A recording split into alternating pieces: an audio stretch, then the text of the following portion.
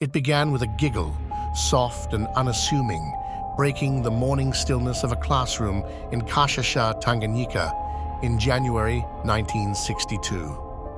A cluster of schoolgirls erupted into laughter, not the light-hearted kind that dissipates with a stern glance, but something deeper, uncontrollable, and infectious. The laughter swelled, spreading through the room like wildfire, consuming those it touched. What started as a fleeting ripple of amusement turned into a storm of hysterical, writhing mirth, leaving confusion and chaos in its wake. Can laughter be dangerous? What kind of force grips the body and mind, rendering logic and restraint powerless? In Tanganyika, a mysterious epidemic transformed laughter, a universal symbol of joy, into an enigma, weaving a tale of psychological strain, social upheaval, and human fragility. By the time the epidemic subsided, it had stretched for months, swept through villages, and affected hundreds. Laughter, spasmodic and relentless, overcame children and adults alike. Those afflicted could not stop. Their bodies heaved, their faces contorted, their laughter interspersed with tears. The phenomenon was so disruptive that schools closed, families sought refuge, and entire communities were left reeling.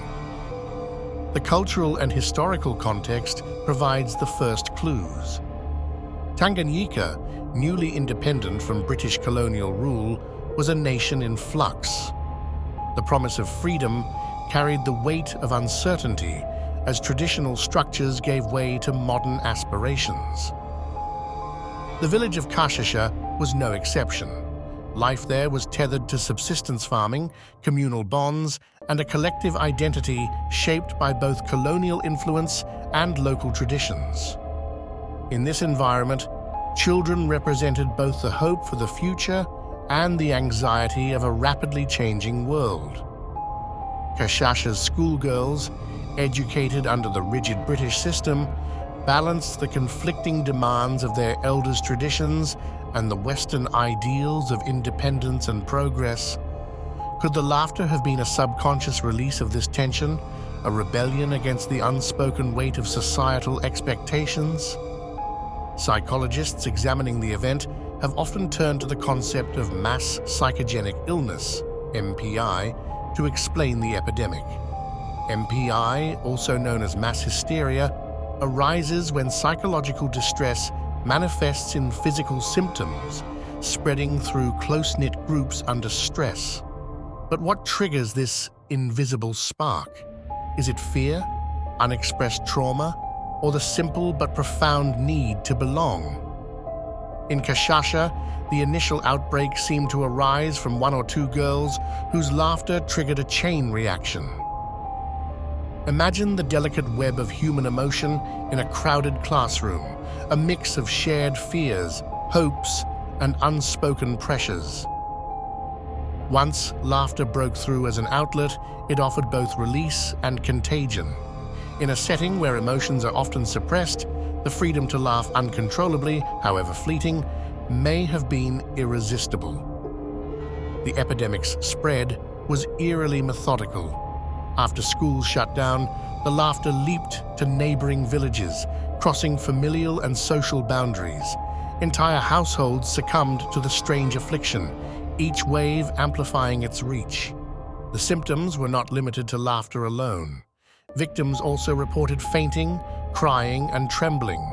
The laughter, it seemed, was the surface expression of a deeper collective unease.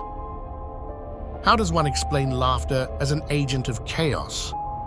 To modern audiences, laughter is almost synonymous with well-being. Yet, its darker edges, manic laughter, nervous laughter, reveal its complexity. Could this epidemic have been the psyche's way of exercising fear and frustration, a communal cry disguised as merriment? Some researchers have suggested that the epidemic was exacerbated by malnutrition, fatigue, or environmental stresses. Tanganyika's rural communities faced food shortages and limited access to healthcare, creating a fertile ground for physical vulnerabilities to amplify psychological distress. Could the laughter have been partly driven by physiological responses to these hardships, blurring the line between body and mind? The epidemic's religious undertones further complicate the story. In Kinshasa and surrounding areas, spiritual beliefs were deeply intertwined with daily life. Witchcraft, curses, and divine retribution were often invoked to explain the unexplainable. For many, the laughter epidemic carried supernatural implications.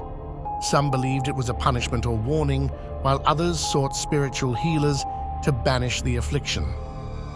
But was it truly supernatural? Or were these interpretations a way for the community to make sense of the incomprehensible? In the absence of scientific understanding, such beliefs offered a framework, however imperfect, for coping with the crisis.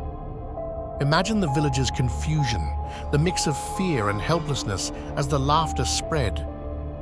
Imagine the parents, torn between anger and desperation, seeking answers that eluded even the elders. What would you have done, watching a loved one caught in the grip of uncontrollable laughter? By June 1962, the epidemic began to wane, leaving behind a trail of closed schools, disrupted lives, and unanswered questions. The laughter subsided as mysteriously as it had begun, its echoes lingering in the community's collective memory.